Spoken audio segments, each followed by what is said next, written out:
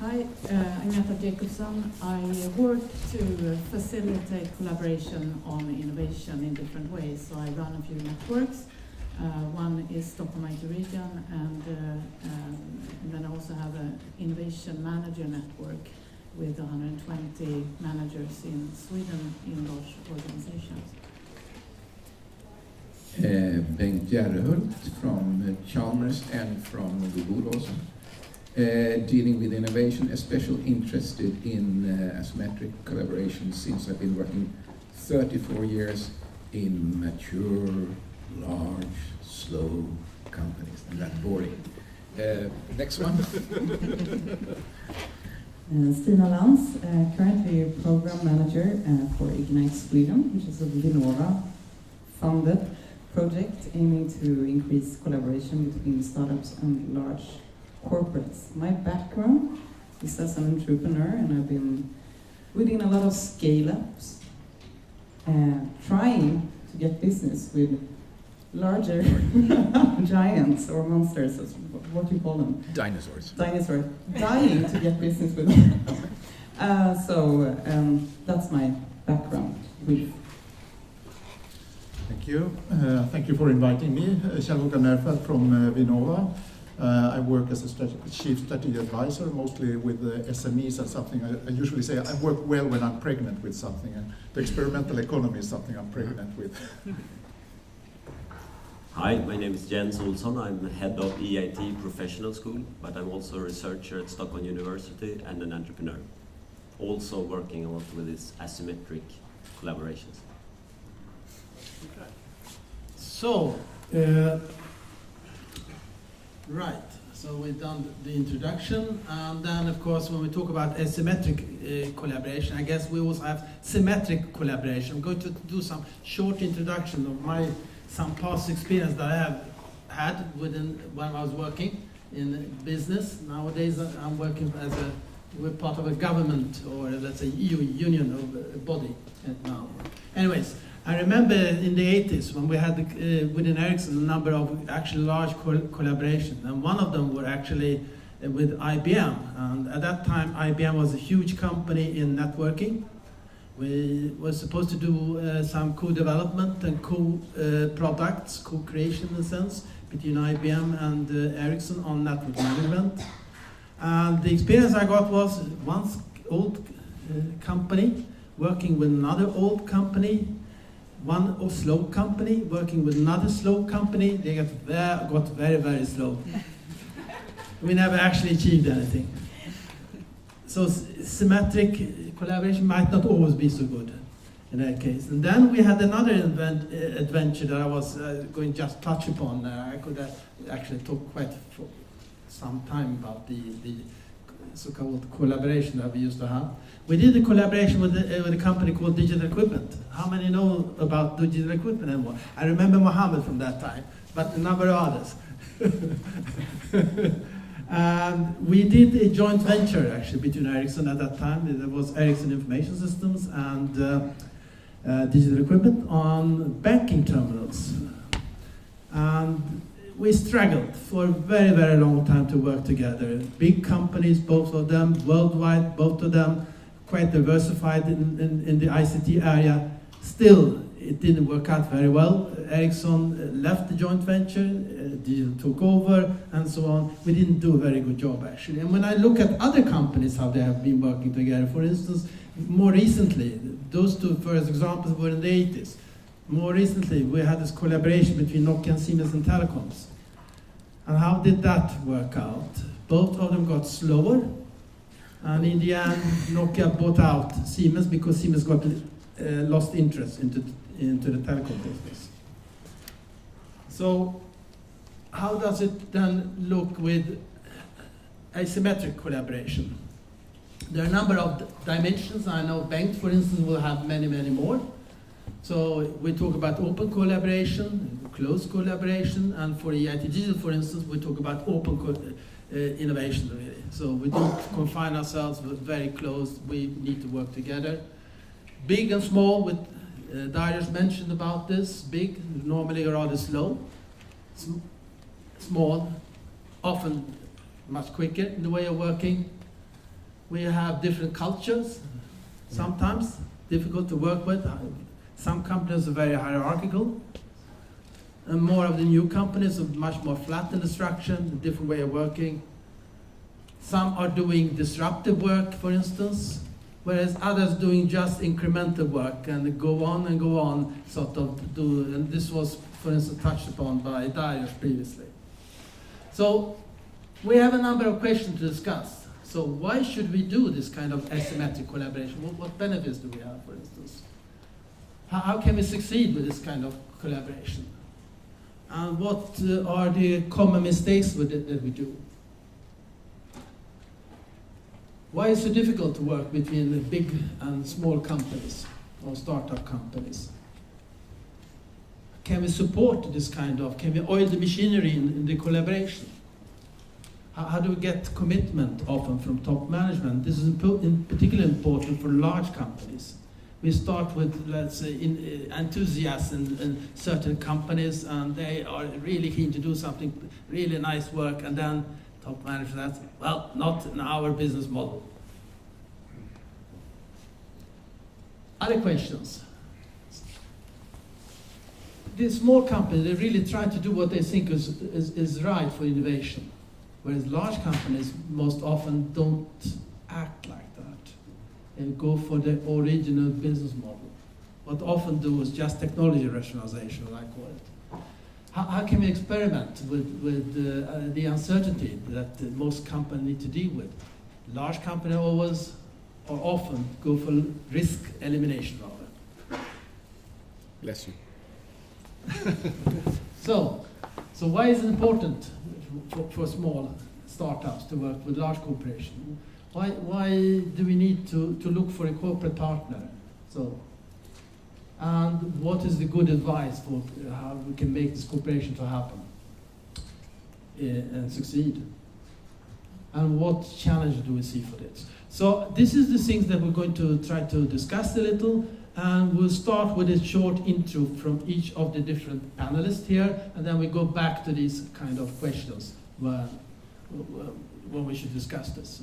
Okay, so we start with Agnieszka. It's actually in alphabetical order, not first name, second name. Thank you. So, based on the experiences I have now with the networks, and they're both very targeting, trying to find ways to innovate together and find new opportunities for innovating. So, Henrik, You want to use?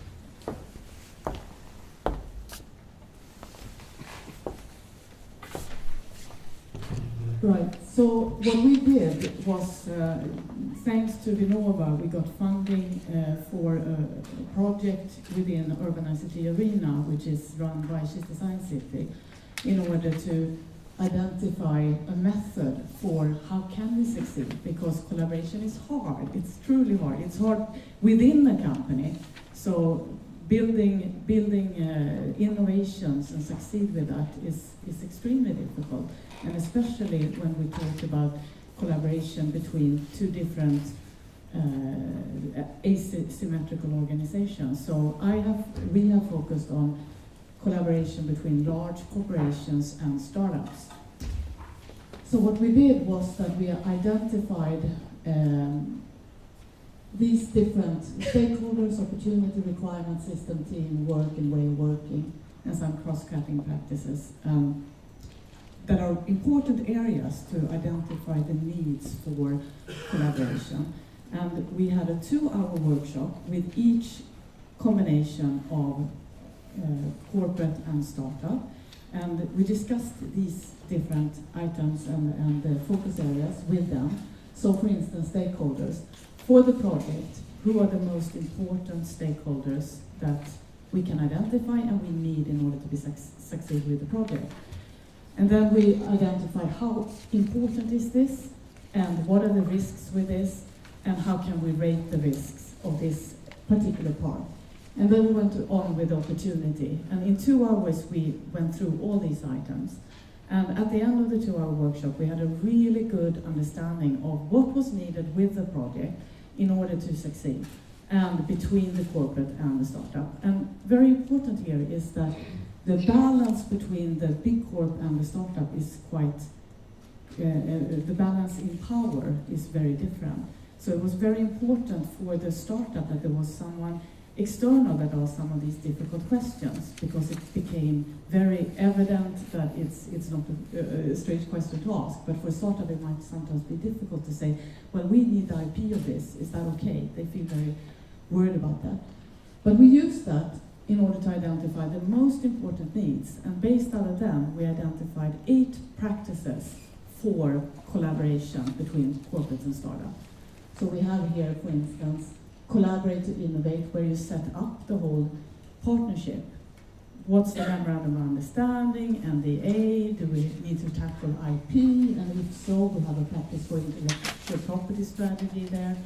And so we went through all this, and we have built the practices, we have communicated back to the projects.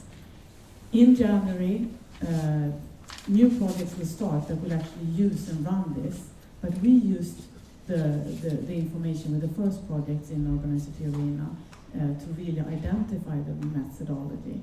And now we can continue on this and get back feedback and improve. And the whole idea is you can't use one way. So people can use whatever they find important and valuable, and they can click on it. It will be available on a website for all the Urbanizity Arena projects.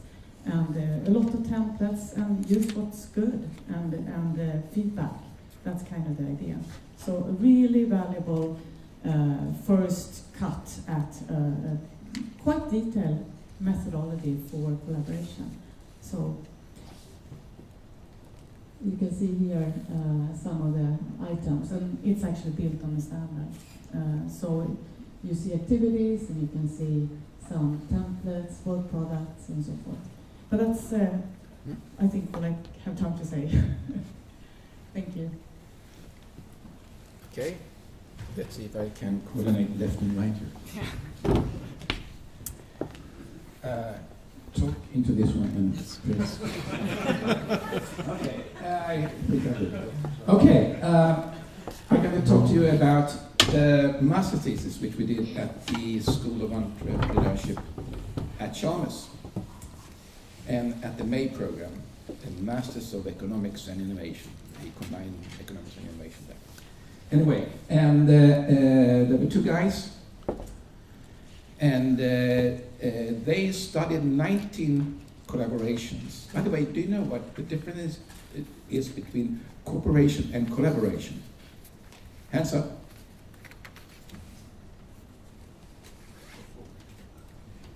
The difference is cooperation, you can cooperate with anybody, you can share a car, but you go to the different places, right? But collaboration is you have the same goal. So, I mean, just, it's a good word. Samarbete is everything, but yeah, it's a step higher. And they found, in the collaborations, in the 19 collaborations, they found 17 factors in the interviews.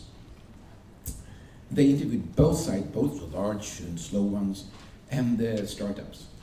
And they found out, for instance, that, well, we need to have synergy between ourselves, we need to have the management support, especially from the large company, patience and endurance, we have to take initial risks, etc., etc. You can read about it, this one later on. And shared vision, and we must trust each other, we must accept each other. Lots of nice, soft words, right? And that was quite good master thesis, and they were okayed by the board. And a couple of months later on, I said, let's look at the mathematics behind it. Okay, the law of small numbers do apply here as well. 19 collaborations is not overly much, right? 70 factors. But what we saw was that when it's green here, then they are using then all the cases were, for instance, using shared vision. We must have the same vision.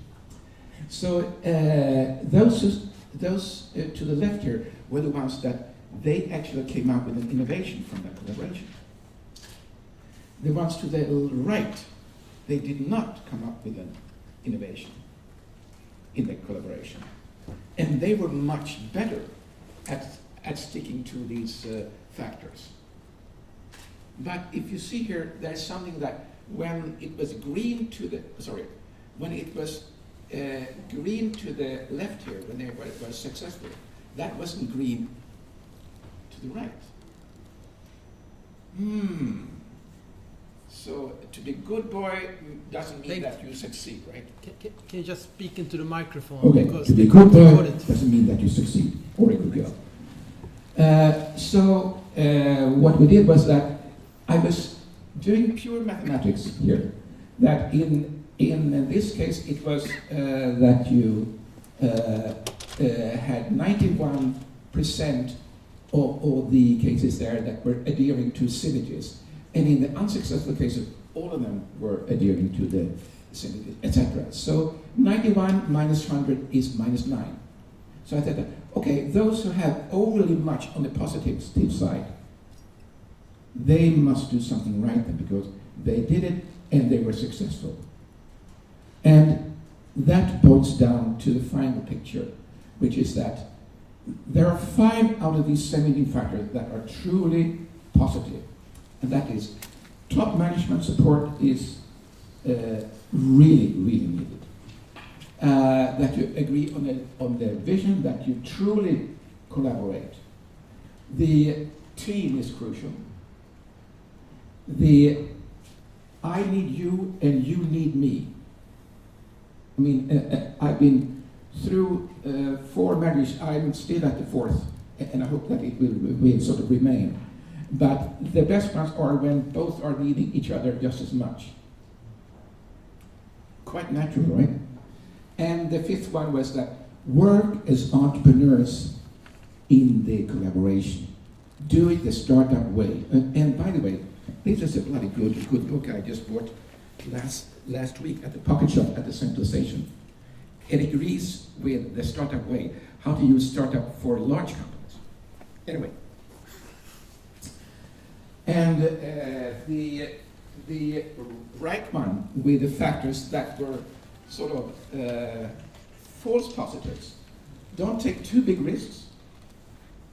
Risk is not positive in itself. Don't accept everything from everything. I mean, take a conflict. Change is not good if it's not a change for the better. Don't wait with the evaluation. Don't use all the resources. Be picky. And doing is more important than talking. Although the NATO syndrome, right? No action, talk only.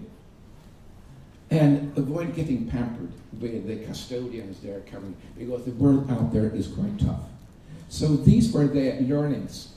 If you stick to the ones to the left in the collaboration, you have a pretty good chance of delivering something. Okay. Next one. Oh, are you going to? Yeah. You do it the other way. I don't know. I haven't decided. You are ambidextrous, perhaps. Exactly. So, thank you. Thank you, Bengt. That is super interesting. I'm always happy to listen to you. It's always very inspiring. I am Stina, and the Ignite project has run now from January this year, so it's rather young. We see it a little bit as a pilot for hopefully something bigger. But what we are aiming to is to increase startup corporate collaboration. And as Bengt said, doing is sometimes better than talking. Yeah. And that's actually what we do. So when we started this project, we said that how can we do this? And we noticed that something is missing in the Swedish ecosystem, and that's actually the meeting. How do these two, the giant and the small, fast one, how do they actually meet? And they don't. And it's really difficult for them to find each other. So that was the first thing that we thought, we have to do something about this. So what we do is scouting, it's tailored, and then we facilitate meetings. And this goes both ways, actually. If we have a startup that really is super interested to meet, for example, Ericsson or Alfa Laval or Verisure or so, we are trying to get that meeting for this startup. And it can be a very young startup. Sometimes it's 20% of the startups that we work with, actually, they are maybe looking to evaluate their idea of future business model. So they are very early. But 80% of the startups, they are ready for pilot, actually. So then what we also needed to do, that we realized that this is really difficult, as Agneta said.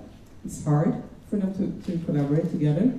So we also need to learn from the ones that are actually doing it quite good, because there are a few large corporates here in Sweden that are doing this, and they're doing it quite good. How do they do? And what can we learn, and what can the other corporates learn from them, and what can the startups learn, of course. So this is basically what we're doing in the project. And this is, I think, something that makes us all happy. We have 37 large corporates in the project this year, and when we asked them if it's really important for the organization to collaborate with startups, this was the answers that we got. Of course, mission critical will be probably better next year, but none said that it's not important or that it's only somewhat important. All are getting closer to the bright side in this. About the process, I think one key to really share here is that we didn't aim for the transformational innovation at this point. We decided to aim for incremental innovation, okay? So we asked and we tried to pinpoint the real business cases that are crucial for the corporate within 3 years. Because otherwise it's so easy that it's not that important, and that the top management doesn't realize the importance of the startup collaboration. So this is where we started. And what we have done this year is more than actually 600 tailored meetings between large and small. And we've been working with 140 tech startups nationwide, and 37 corporates, as I said. About the statistics says that 30 to 40% of these meetings actually leads to further processes, which is, I think, a fairly good result. At the moment, we have about 55 sharp processes and 16 collaborations that has sprung out of this. But we know that there are much more under the surface.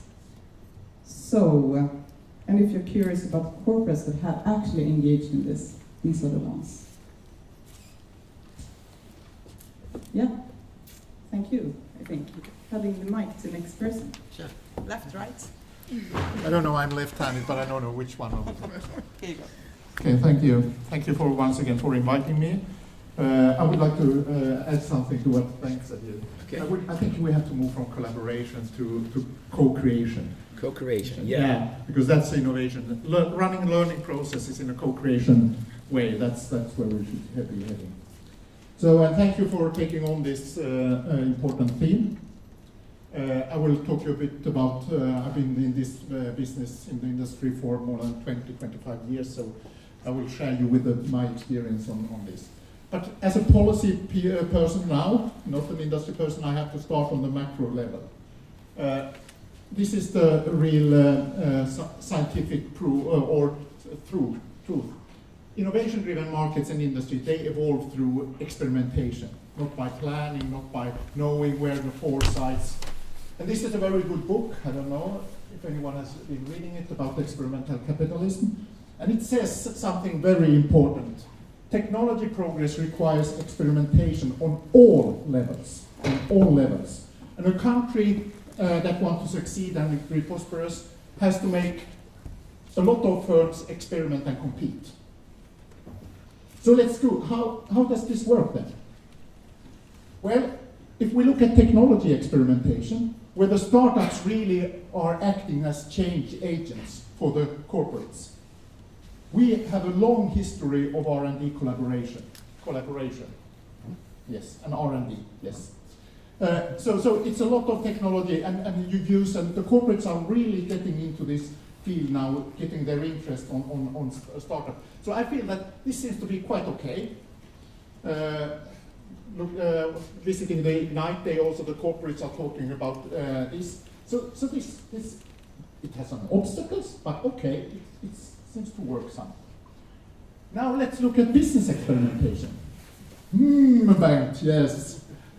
Startup as sources for business renewal.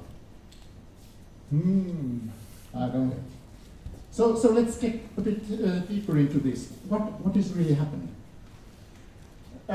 You should really have the perfect match, because the startups are looking for customers for the products, and the corporates are looking for products for their existing customers. So there should be a perfect match. Why doesn't it work? Ideally. Ideally, yes. This is the theory. That's Chalmers.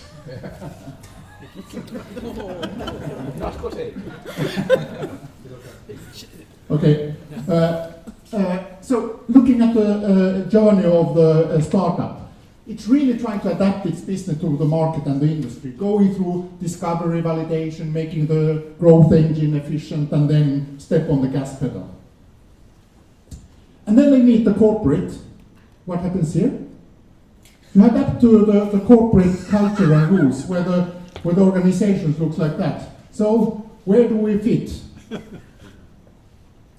So now the obstacles start when you talk about this fits well for technology experimentation, but not for business experimentation. So there's some sources of failure here. And I don't have the time to go over. I put them on a table like this. First of all, like if there's a new business opportunity, the corporate things, and I have been there in myself looking in a new business together with Göran once upon a time, and they say, oh, this is too small, this is too risky, this is too challenging for our existing business. So one entrepreneur say, wow, let's go for it. And what happens? You can imagine that. Now, there's a new internal opportunity. If you want to make a career internally, you have to make it big, regardless of it's risky. But the startup has to take on this without any resources, so they have to make it lean and mean. What are the corporates looking for? Proof of usually product concepts. Proof of business is what the startup is looking for. Yeah. So, but the two ones should be really opportunities, not obstacles. And then you're a driver of decisions. In the big corporates, it tolerates charming the internal management, while Bill Gates are much more important to the startup. Driver of strategy, there, where should we allocate all our resources we have? And how should we control them? A startup doesn't have any resources. I have to get Göran to work for me even though I can't pay his salary. Ben to buy things I cannot show. And Agneta to invest in me even though I have no assets. It's a resource attraction game. And driver of innovation is usually lead customers and R&D, while in the startup you look at lead users and business models, and that's completely different. Yeah. So that's my small contribution to this theme. Thank you. Very good. Yes.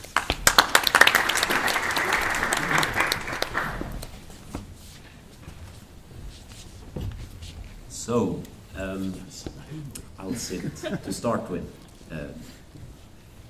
I will go back to my research, and the way I conducted the research, it's a little bit unconventional, because I started 2 companies and did action-based research as an entrepreneur. So that's the last bullet there. And I will share some of the more formalized results, which is from the PhD thesis, but I will also, or we will see in the dialogue whether there are other more informal experience to share. Because in these collaborations, of course, there are a lot of difficulties for the small one, or the entrepreneur, or the startup. They are actually taking quite a lot of risk. I'm always thinking a little bit about, you know, when the hen and the pig is going to give the farmer a breakfast. Who is committed in that case? It's easier for the hen to serve the egg. So it's maybe not that bad for entrepreneurs, but they are doing some take a lot of risk, while the big ones might are less risk willing. But the thing here also talking about environments and the degree of change in environments. A lot of big companies, of course, see that, or they want to see that the environment is static, and they are set up for running their business models in quite static environments. Now we know that the environments are very dynamic and changing a lot. But they also have to take care of all these layers. You have the technology layer, the information layer, processes, product strategy, etc. And we see a lot of, or what I've seen in one of these startup companies, was we can be very successful in the inner layers together in the asymmetric collaboration with the small one and the big one. You can do a lot of good explorations in technology and information layer. However, they are not as explorative when it comes to business model explorations, the big ones. I think that aligns with what you said. So then I think also it's worth discussing the types of, I use now digitalization, that you can automate, you can transformate, and you can innovate. And it differs quite a lot. And to what I've seen, it's easier for a startup to work in the automation and transformation part, if we talk about, for example, innovating business model. So in the insurtech industry, we run this insurtech company for 5 years, trying to innovate the business models of insurance companies. In Sweden, it's more or less an oligopoly. It's very difficult to explore in that layer. While in the industry, we have succeeded quite well of supporting in automation in process industry as a smaller scale-up. So, two things I want to say with this one.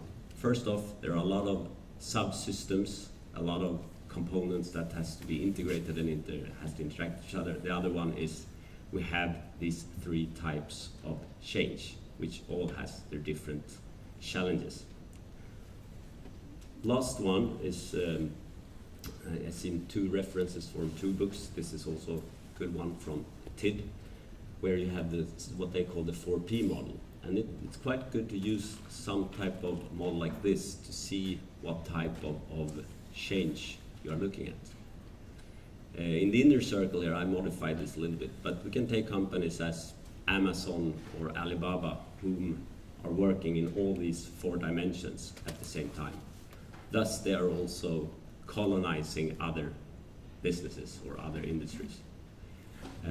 But it could also be just working with process innovation, either radical or incremental, where you probably have, okay, you don't have as much reward to get, but you can do the incremental adjustments, thus saving a lot of money in a big company, which is very good in an asymmetric collaboration. I think that journey is smoother for the small player to work in that area, for example.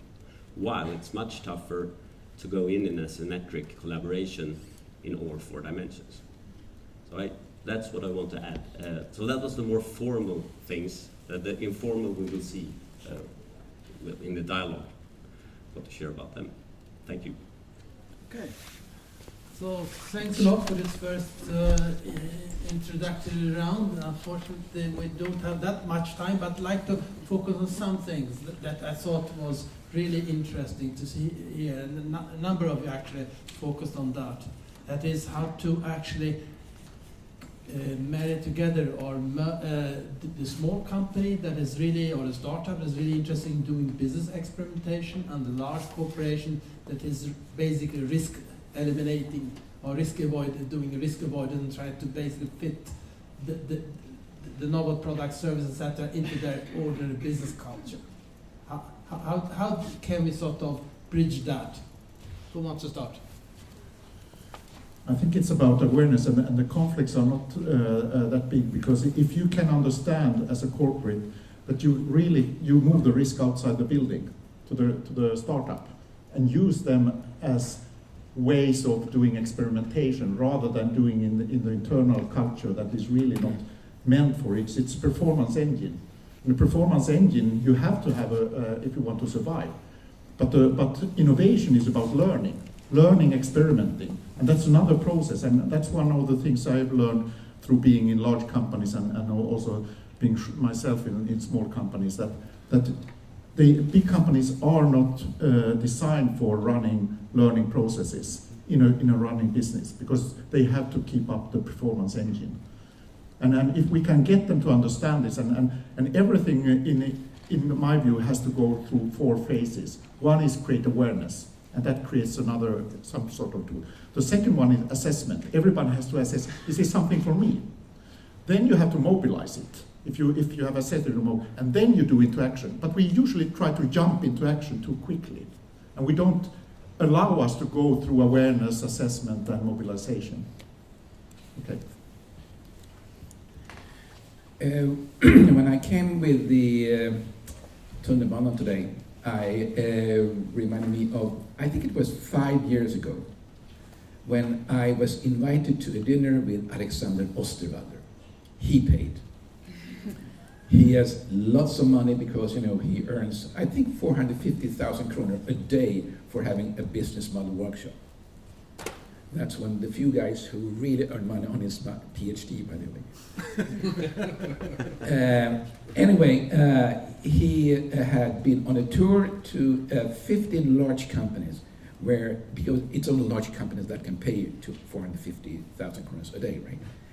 And he is a very good actor. I've been to 6, 7 of his workshops, and he's fantastic on the stage.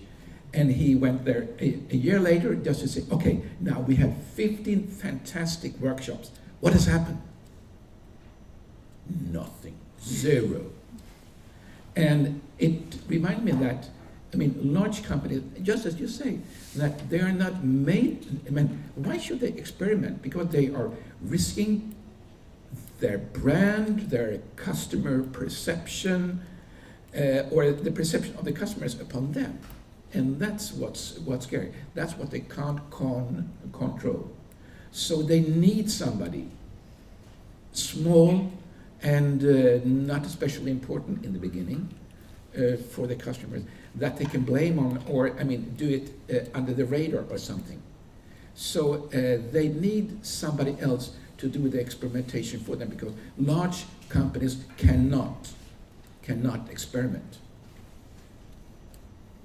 So I think that's one of the main reasons why the large ones need the small ones, and the small ones need, in order to avoid their dwarfism, when the money from Vinnova has ceased to be, and there are 7, 8 people, and they need to go the next step, then, the big ones have their money. So there's a mutual dependency, really, but they depend on really different things. Well, I think it's very important, though, that as early as possible you identify receivers, if you will, within the large organization that really sees an opportunity with the startup product or offering that can actually be integrated with their business for real. Because if that doesn't happen, it's just an experiment, and it's hard to take it further. So just having that opportunity to converse, discuss, understand the needs, understand how it has to be built in order for it to scale with the and thereby being an offering that actually the big organization can go to market with. I think that is extremely important, or otherwise it's just an experiment and it's wasting the startup's time. Totally agree with you. The business case has to come first. But something else that we've seen, and also why we decided to go for these pretty low-hanging fruits when we started this Ignite project, is that, top management is super important. It's crucial to actually get going with this. And to find some really, really urgent problems for the large corporate, within digitalization, for example, and to solve them by startup collaboration. And that's probably incremental innovation. But by doing that and show what revenue streams and what you actually can reach by doing this kind of collaborations to the top management, then you get a much freer game space, so to say, in the longer run. So this is actually what we are seeing too now within the project that's actually have happened. That they are solving really crucial problems, and by doing that, they will get more space next year to really go for the super innovative projects and solutions. Yeah, and something. When you looked at my innovation journey for a startup, during discovery and validation, usually corporate, my feeling is that you are waiting for the solution, and that's when you are in the efficiency and scale phases, and you are not really gaining any much if you involve yourself with a startup during discovery and validation. But it's so important because business is about relations. You create the relations already, and when I go to Silicon Valley, they are interested in getting engaged early with the startups during discovery and validation, and that's, I think you have to see it as a corporate social responsibility to be there, because you are not really at that stage gaining anything, but you are gaining later on.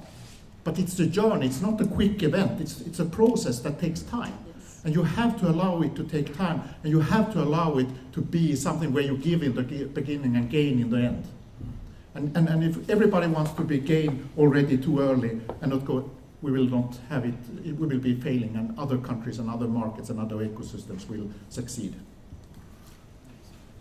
I hear a concrete thing as an entrepreneur or startup, if you're going to collaborate with a larger animal. There's something called in startups brain picking. There's a huge risk that if you go with a product or a service or a concept, and it's not anyone in this big company that wants you bad, it's just how their procurement processes are set up. They want to ask more, and suddenly we start to talk about the brain picking situation. So my concrete recommendation is start as a consultant, because then you have durability to work in these long processes. That is actually one concrete thing. Then again, of course, it depends on what degree of exploration the big company standing for. And of course, if it's talking about changing the identity in the company, thus position or paradigm innovation, then it's not even a management issue, it's a board issue. And then we can discuss in Sweden how close are the boards to the operations in most large companies in Sweden. But maybe that's another discussion. Okay. Yeah. I was just thinking of one thing that I heard. I was visiting colleagues in Lund, and they had at the Skåneregionen, they had been sort of put large and small companies together, dating. And they pick one, these should listen to these. And they got the CTOs from the large companies meeting, or they picked out ones, the really good startups. And the CTOs, in 100% of the case, they were only interested in the startup if the startup could solve a small problem that they already had. When they are so slow usually, why are they so keen on getting something very, very fast then? They should stick to what they're good at, being slow, and expect something in a couple of years' time, because that's what everything else goes for. So, this thing that it's called, in a nice English word, myopia, short-sightedness, that they would like to see the quick fix. And it's like, that's a very short relationship. It's a one-night stand or whatever. Yeah, and I just wanted to go back to, I think Raoul said it initially, that, you know, how many have good ideas that you would like to try out and you think would fly. Even before you create your startup, I think it might be a good idea to check the opportunity. And I think maybe in a good collaboration with the big corps and the gig economy with a lot of people with expert knowledge in different areas, we could set up great workshops, thematics workshop around issues, problems, ideas, and where we experiment, and then we agree, maybe even before the workshop, you know, what if this becomes something really, really good that we believe in? How do we share this? But the whole idea is that even prior to creating the startup, we could validate it on some level, and that means really fail fast.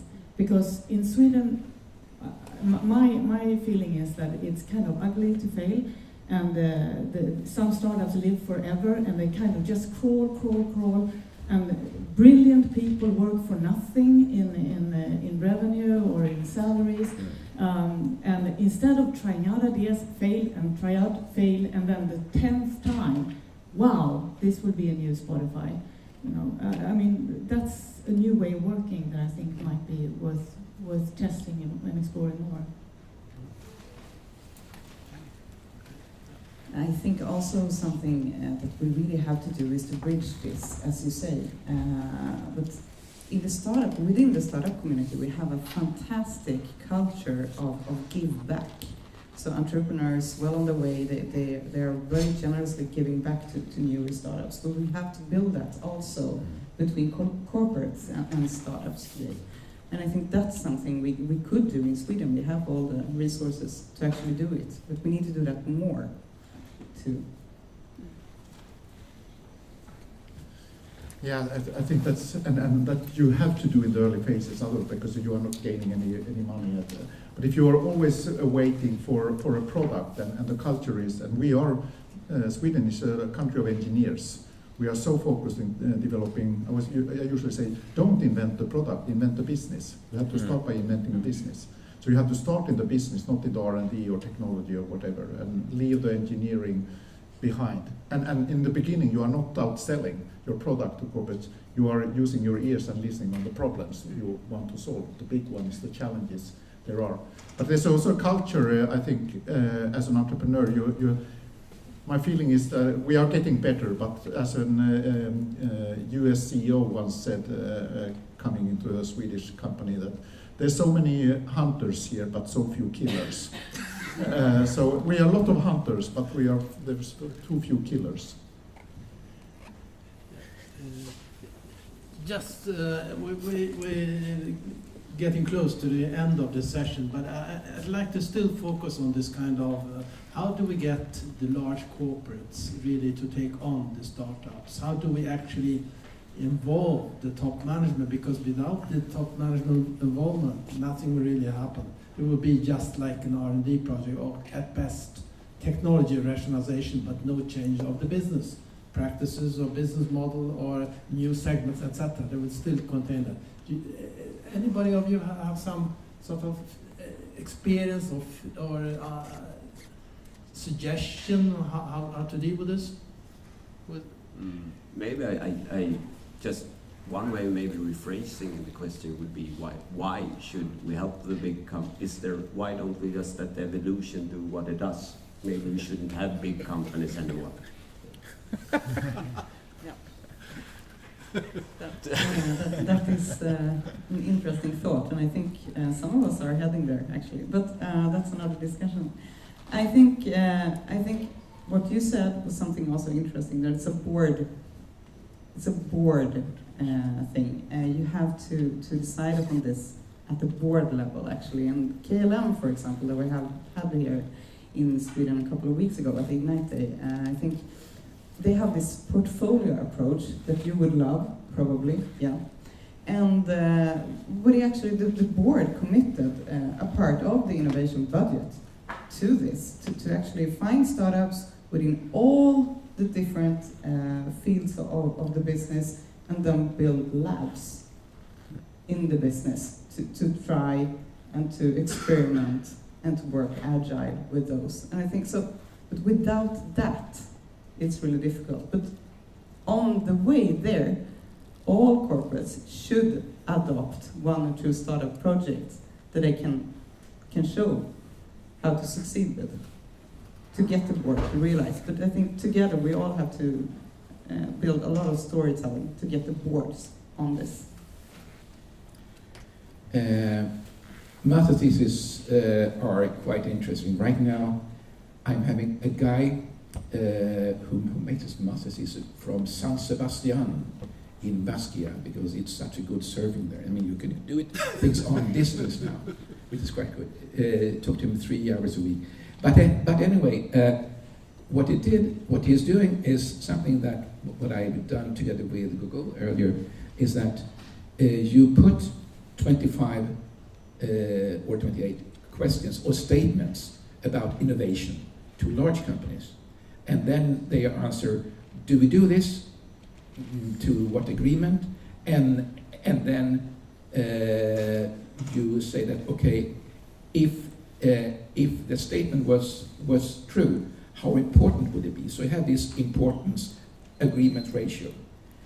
And we have on large companies minus 45% difference between that they know that they should do it and how they actually do it.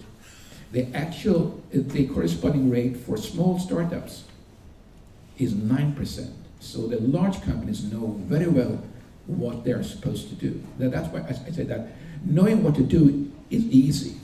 That's not the problem. But it's actually by start doing things and let the results speak for themselves. If you got some endurance. And be a bit more long-lasting on this one, because I mean, incubators which are at large companies, they are only having an average longevity of 3.8 years all over the world, and that's a quarter of the Faraday cycle: 7 good years and 7 bad years. It's when it's starting to be really, really good, then we must have an incubator. And as soon as it starts to be a bad year, kill the incubator. So, I mean, let's take 7 years or 14 years perhaps to let this action speak for itself. Just do things. Yeah, I think everybody has to realize that this is a game with outliers. You cannot predict. You cannot predict success. You can only experience it. Mm. So you have to build an ecosystem and a portfolio strategy, not this. If you want something to succeed, because in any case, statistics say at the maximum is 10% will succeed. Mm. So you cannot work case by case. That's completely wrong. But in some way, it's against the corporate culture to work in this. And also run this kind of learning process. Run with them. Don't specify too much. Specify your needs and problems, and then create a portfolio and ecosystem to solve it. Because no single startup will solve it for you, or not 2 startups or whatever. It's quite a lot of them. One thing with this is a Jeff Bezos quote, and it says Amazon is the new cool company. But Jeff Bezos said that he is when his litmus test on an idea is when he pulls down the flag on the idea, and he's really the last guy pulling the flag. Compare that to other management teams where they also have a distance to the board.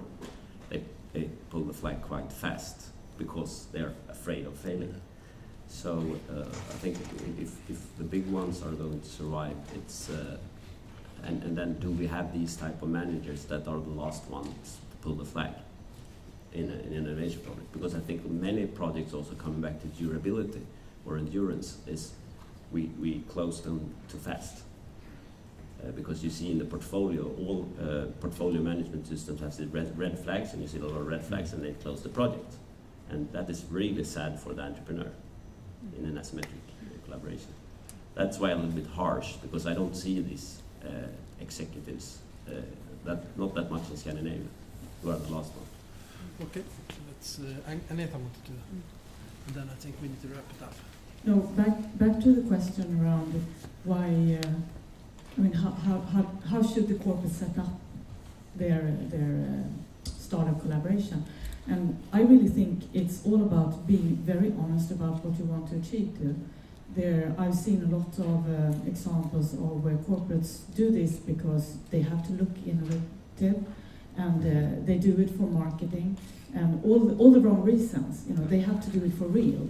And once they've decided this is why we do it, then they should look at what can we offer the startups, because they should attract the best startups. They should attract the startups that everyone else may want, or you know, and so they really need to understand how can we be attractive to the startups.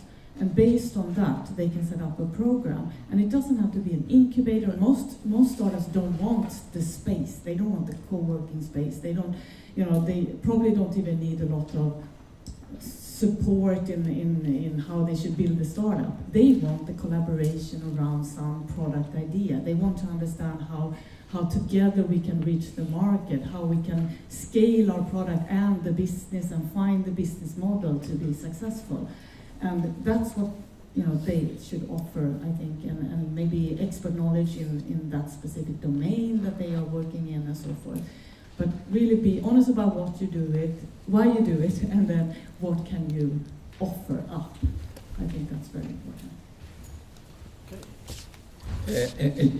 I just got a phone call. I'm not answering now, but it's from a guy called Leif Dent. You see, I'm not answering.